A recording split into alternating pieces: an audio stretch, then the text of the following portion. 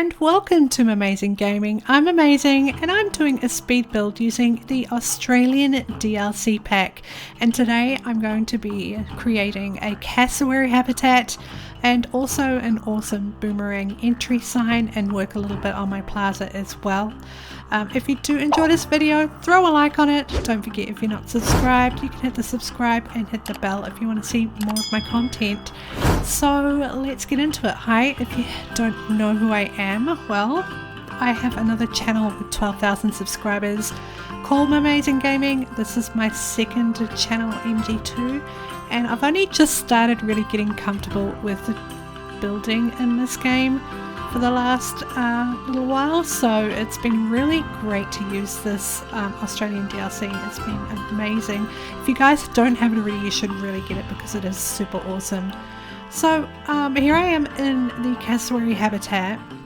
The first thing I'm going to do is create the water feature and the rocks for this habitat. So I've got a bit of a viewing area and I'm going to break it up so that the cassowaries don't go annoy the guests, and I'm going to keep them elevated as well. So I'm going to work on a combination of two different kinds of rocks for this and a little bit of the foliage from the Australian pack.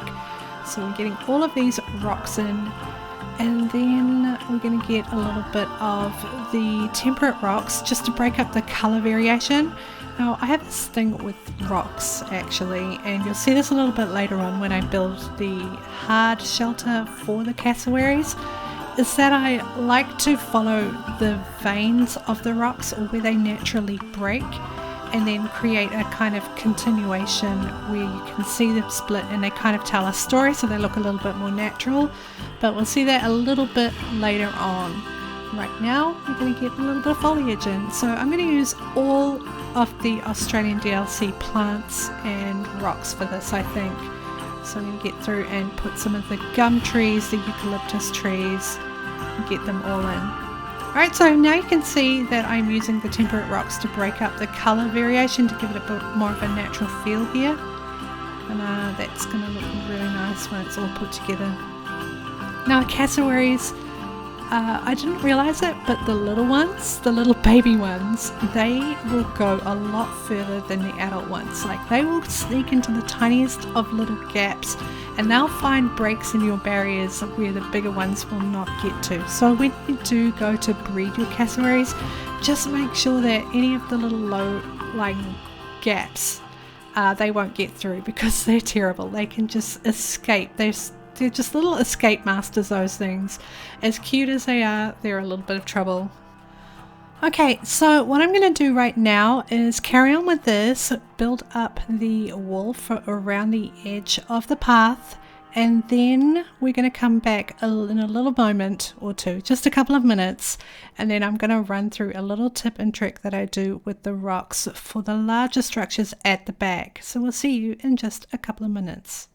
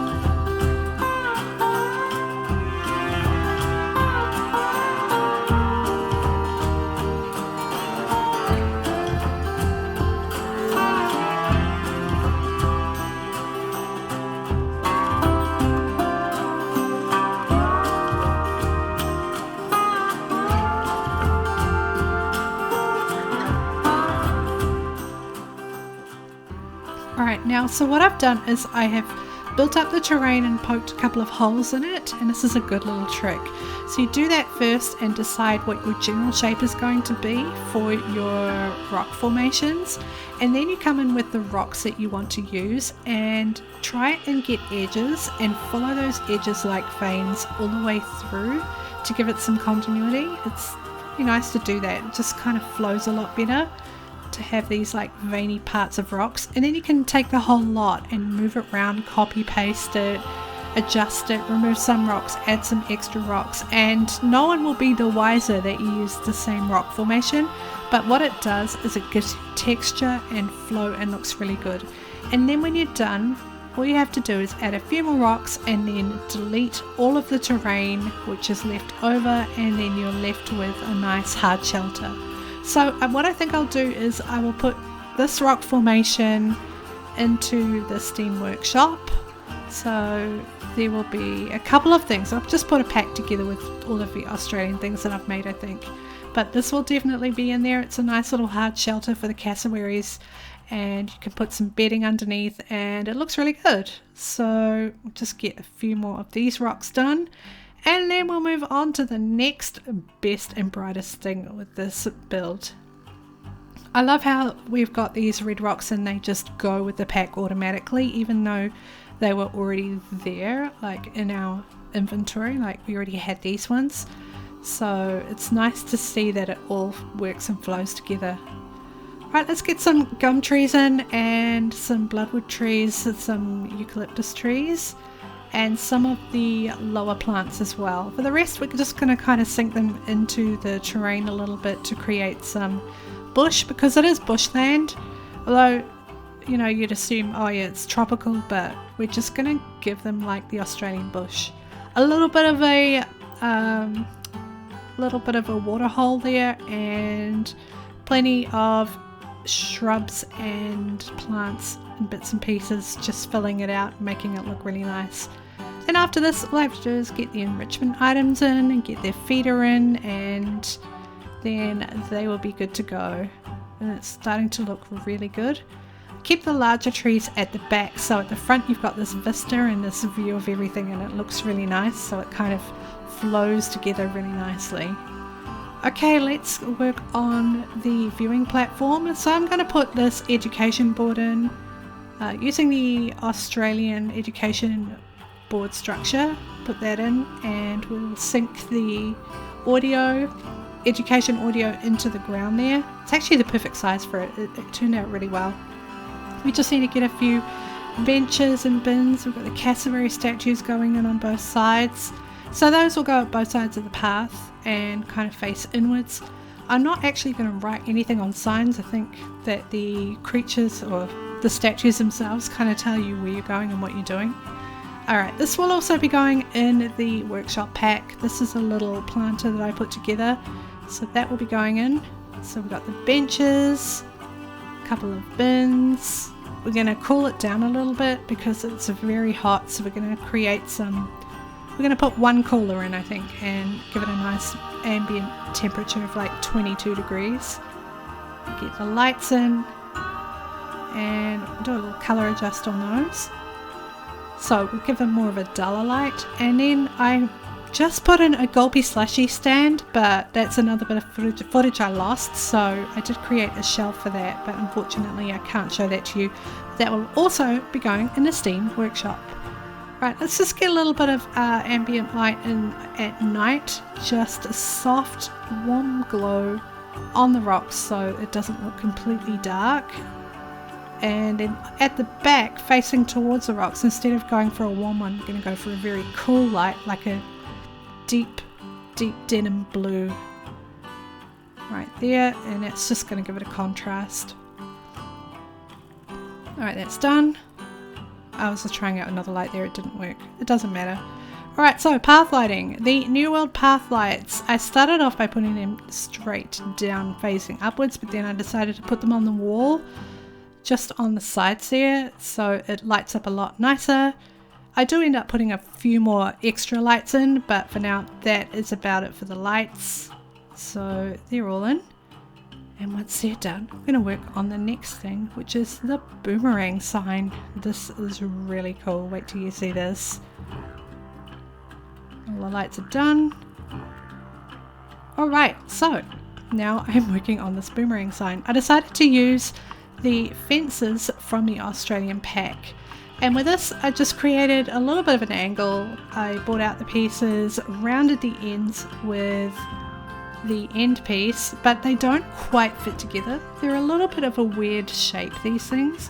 So I couldn't quite get it the way I wanted to, but I will cover up the bits that I don't really like with it, so it is fine. I'm going to take this 6 pieces that I've got here, and I'm going to duplicate them and switch them over and create a little bit of an angle for a boomerang. You don't want to make it too like triangular, you want to give it a little bit of space. And here we're just going to put the Australian wood patterned prop on there. And now I am making a really nice little thing to light up on the sign. I will change the colors a little bit, but yeah, just going to create a wave with some dots and put them on both sides of the sign. So for the red dots, I'm going to keep them the same color that they are. And for the bottom wave, I will change the colors for the bottom and top wave on this. So I'm just going to take it and flip it, place it on and flip it for this detail right here. There we go. And that side is done. Looking good, it's starting to come along. I'm going to give the edges a little bit of a trim with the posts that came with the pack as well on all sides. So I want to create a few more props actually and put them in the Steam workshop, and I'm trying to think of what sort of things that I might want to put in. So we're going to do a small exhibit obviously for the blue-tongued lizard and get that in. I would like to do a little bit of a water feature. I haven't done a water feature in this Australian set so far because the desert is quite dry and arid, and if there's water holes, they're just watering holes. So yeah, I might play around with putting some rocks and a water feature along the front where I put the blue-tongued lizard small exhibit as well. I think that would tie in really nicely. Alright, now we're going to go through and change these colours out. So we've got a warm orange at the bottom and just a very soft warm grey at the top. I want to keep it fairly blended and neutral. So now I'm just working out my positioning for it, how high I want to get it, and then I can put the posts in for this. It's looking good, and it's also got a good viewpoint as well from the very top at the back. So that is, yeah, that is really, really good. We're going to take the whole thing and flip it around as well, so it just all, it's visible on both sides. And because the last thing you want to do is see a messy back side of a sign and not have it the same on the other side.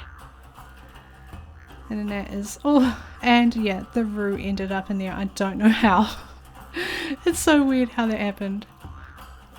Okay, so once all of this is done, then we're going to go through and do the tour, and then after the tour I will show you a few cinematics before we end this out.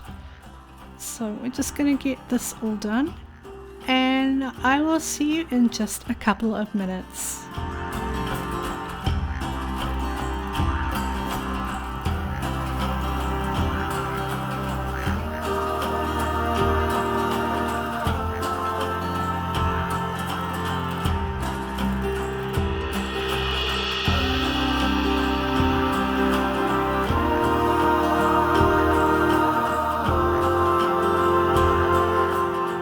Okay, so all the building is done now, so it's time for the grand tour of the zoo. So we're just going to go in right now, and you can see the mechanical roos and my boomerang sign just outside the food court area, which is just something I really absolutely love. I love how these roos kind of just move around and greet people as they come through. It's really cool. So the first thing you have when you get into here is your area just for information, all your food courts. And all the music that's running through this entire area is part of the Australian pack theme as well, so it's Australian themed music. And if we go on through further, we have more of these awnings, tables, and we come to the first of the exhibits, which is the koalas and red kangaroos on the right. And then straight ahead is where the cassowaries are, so we're just going to go over to that. There you go, we've got a sign, and if you look over the top, you can see those cassowaries in there. Oh my gosh, something's had a baby. It's probably a flamingo, to be honest. So here is the cassowaries. A little bit of water to break up where the viewing platform is and the cassowaries down below. I have 2 adult cassowaries and 2 babies. They're super cute. Oh my gosh. And I just love how this one's turned out as well. Now I've closed the zoo temporarily just so that I can have a good look around everything and show it to you. So here we go. And we're going to come to one of the first custom pieces that I've created, which is kind of like a shell for a single vending machine. So it's got a little sun sitting behind a couple of hills, and it's clad in the corrugated iron and Australian wood pack stuff there. I think it looks really good. I've got New World lighting the path for nighttime, and then over here I have some information, education, donation bins, and this nice little planter underneath the shade awning, and this is the rest of the habitat. There's a baby right there. Baby's chasing one of the parents. Look at it. It's so cute. Oh my gosh. It's like a little zebra egg. Hey, look at its butt. Oh my gosh, it's so adorable. Oh, it looks so soft. I mean, you wouldn't want to get too close to their sharp little beaks though, because look at those things. They seriously, they would chonk you. They would so chonk you. Wow. Here we go. So this is this habitat right here. It's a good vantage point from back here, which is probably the screenshot for my video right here. It's got the tram coming through soon. And yeah, this is a good spot to view everything. So if we carry on down here and head towards the exit this side, this will take you up to the Monorail Station. We've got a couple of cassowary statues at the end as well. And over here we have another one of these boomerang signs to kind of greet you as you come through as well. And it lights up at night, it looks amazing. So that is that one. And then if you are finished with your tour, all you have to do is go up here to the station. The station is also decorated with cassowaries, Planet Zoo, danger sign, lights, and a cute little railing here. So there's another vending machine for coffee in here, because by the end of the day you're out of energy. The first thing you want to do is grab yourself a street box coffee, whether it be a nice chilled one or a hot one, it'll be there. And this dude will greet you and say thanks for visiting the park, and then out you go. You'll catch your tram and head out. So that is that. So what I have left to do now, I suppose, is, now that I have built all of this, is do the dingo run and also put the blue tongue lizard in. And I'm thinking the blue tongue lizard, I will make a little area for it right here. I have enough room, despite the fact that it's part of the null barrier for this exhibit. I might have to change it around a little bit, but I've got a little room here, so that might be a good spot for that. And then a dingo run. Ooh. See, over here is going to be my African safari. I'm thinking of putting that through here. So I need to keep the dingoes close by everything else here, so I might just throw it in the back, do a little area for them just on the other side of this rail. So this whole area that you're going around will take you through all of the Australian exhibits. So yeah, I'm thinking maybe just in here I will put the dingoes, and then I will run the path all the way around and connect it up. So that will be that done.